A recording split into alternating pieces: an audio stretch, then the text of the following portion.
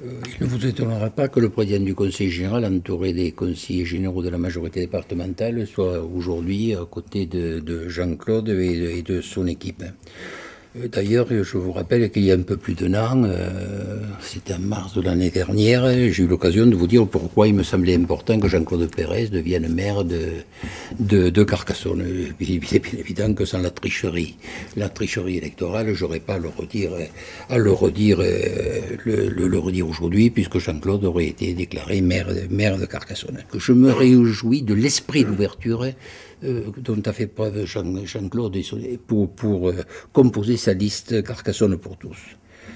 Sans rien renier à ce qu'il est, à ce que nous sommes, c'est-à-dire des élus intransigeants sur certaines valeurs, il a su ouvrir sa liste à des hommes et des femmes qui, comme lui, ont avant tout le souci de la bonne marche de cette ville de Carcassonne.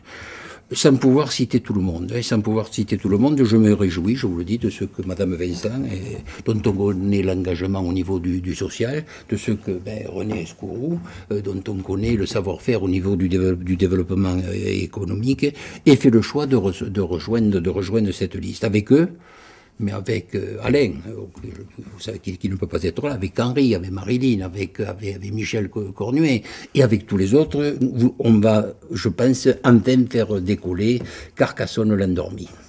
Il est temps aussi que, et ça c'est important pour les Carcassonnais, que le Carcassonne s'ouvre enfin vers l'ouest. Toutes les études, toutes les statistiques, toutes les réflexions en matière d'aménagement du territoire concourent à dire que l'avenir de Carcassonne se construira avec l'Auragais et la métropole toulousaine. Il n'y a pas, on est contredit, on n'est jamais contredit. Et puis, moi j'ai le souvenir de l'étude Toulouse-Le Mirail qui date de 1988, donc c'est pas nouveau, où déjà tout ça était formulé. Je constate par exemple que sur le dossier TGV, notamment sur la ligne Toulouse-Narbonne, où avec les élus, je peux vous dire qu'on a mené de rudes batailles à travers Réunion, je n'ai jamais rencontré l'ancien maire de Carcassonne, pourtant sur un sujet extrêmement important, je dirais quasiment capital pour le développement de cette ville. À l'inverse, dès le début de la campagne, je ne sais pas si tout le monde a vu l'importance de cette réunion, mais Jean-Claude a réuni autour d'une table, c'était la Cavalière, je crois, le maire de Toulouse, le maire de Castelnaudary, le maire de Narbonne, le maire de Montpellier, pour dire qu'ensemble, ils avaient une volonté de coopérer.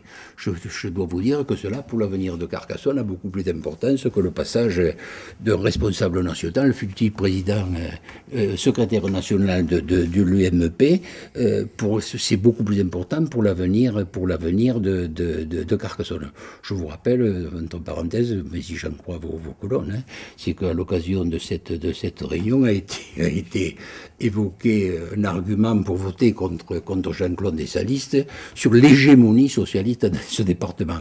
C'est un argument, je vous signale, qui date du début des années 1950.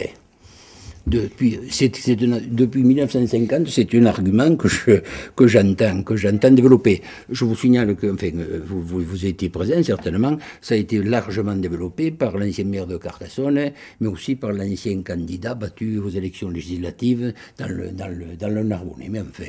Mais enfin, messieurs Bertrand, Lara et Pi, si on a beaucoup d'élus à gauche dans ce département et des élus socialistes, c'est très démocratiquement, c'est pas par la fraude qu'on y est arrivé.